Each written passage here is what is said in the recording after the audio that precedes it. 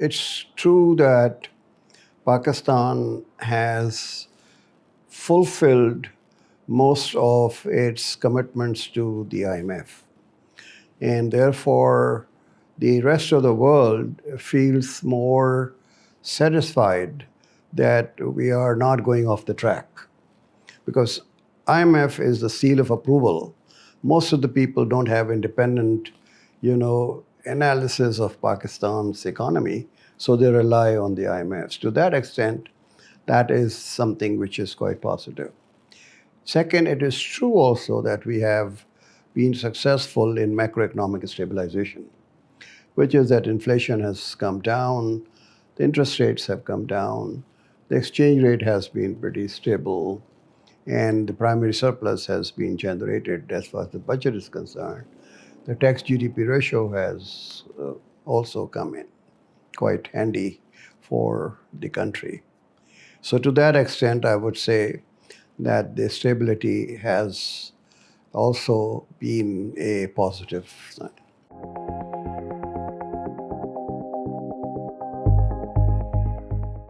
To me, there are three indicators which I still very much like to comment upon. One is that our export growth has been very lackluster, and we are relying too much on remittances. And because your exports are constrained, you cannot go in for liberalization of imports. Because once you liberalize imports, then you have to see a current account deficit. For that, you have to go external borrowing. So I would very much like to see a double-digit growth of exports of goods and services. Taxation, the regulation, the energy pricing, and all other constraints which are not allowing exports to grow and expand have to be taken very seriously. Stabilization is all right, but when you have very high incidence of poverty as well as unemployment, particularly in the youth unemployment, you need economy to grow. That requires that the real sectors of the economy, agriculture and industry, have to take off. The performance of both agriculture and industry has not been very satisfactory to me.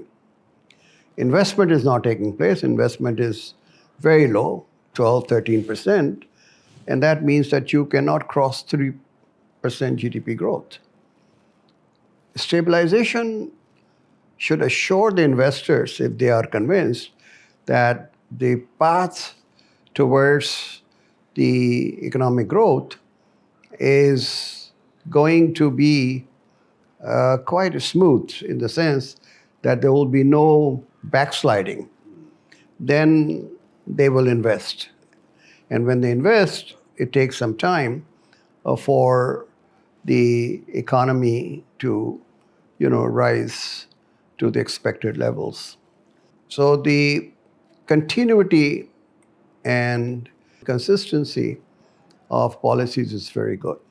I'm quite happy that they have gone in for tariff reforms as far as the inputs and raw materials and intermediate goods are concerned, because we've been arguing that this is something which really is necessary, because right now there's anti-export bias and you're producing mostly for the domestic markets. Savings rates are quite low. Household savings and corporate savings are not up to the mark. And it is the foreign savings, which is the remittances, which are actually contributing to this. But domestic savings as a whole has not been, commensurate with the aspiration of a high growth rate, because you don't want investment to be financed from outside as much as from domestic resources. So these are what I call as the pain points of Pakistan that we have to concentrate. The other risk which has come up recently is that your floods have created some damage to the rural economy.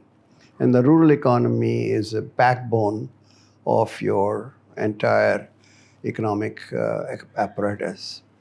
So your macroeconomic stabilization may also be under threat if the damage from the floods is not properly taken into consideration as far as your negotiations with the IMF is concerned.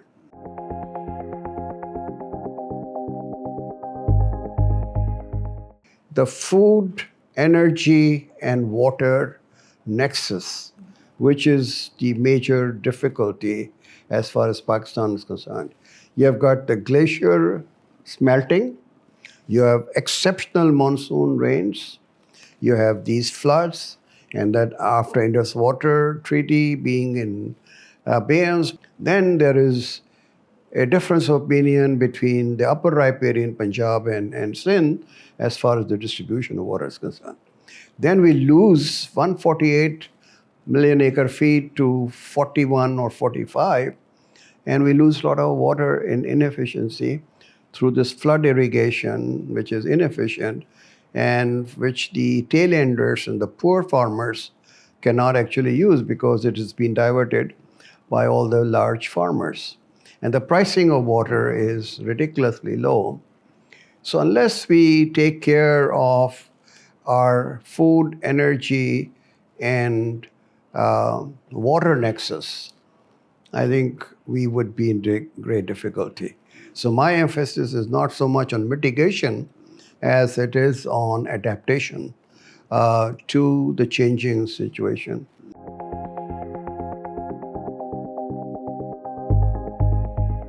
You have to deviate from the existing model where you treat the SMEs just like the corporates said. They should have financial statements, they should produce collateral, security, and everything. That's not going to happen. So you have to go by different criteria. You have to go by cash flow lending, you have to go to program lending, you have to go digital behavior of the SMEs owners as to what they've been doing in different sectors. They're buying cars, they're paying their mobile phones. So you have other data which you can use in order to create a scoring model. So we have to get out of the traditional sense. And then you need relationship managers who can actually hold the hands of the SMEs. So the cost is very high, but they are making huge profits. So they can earmark some element of that for expanding this niche of relationship managers who are experts. So I go to Gujranwala. Now, Gujranwala is full of ceramic industry, for example, right? Now, no bank has any idea where the ceramics are manufactured and how they are manufactured, what are the inputs, what should be the output of it. They don't have expertise. So if you have an expert, this is the input, this is the output, this is the cash flow, and you have a handheld device which says if there are changes in the input prices, what impact would have on the output. And therefore, your loan should be restructured according to the future cash flow. Otherwise, you would say, oh, this is a non-performing loan. So your whole concept is flawed. That is where the expertise comes in. So iron and steel industry is a small, medium industry. You bring in scrap and you say, this is how much, bars I can produce. But if you think the prices of scrap is going up or the taxation on output is going up, you modify your parameters and you come with a new cash flow matrix and say, this is the amount you can repay in so many months. There will be no non-performing loans. So all this facade that, there are so many non-performing loans, that will disappear.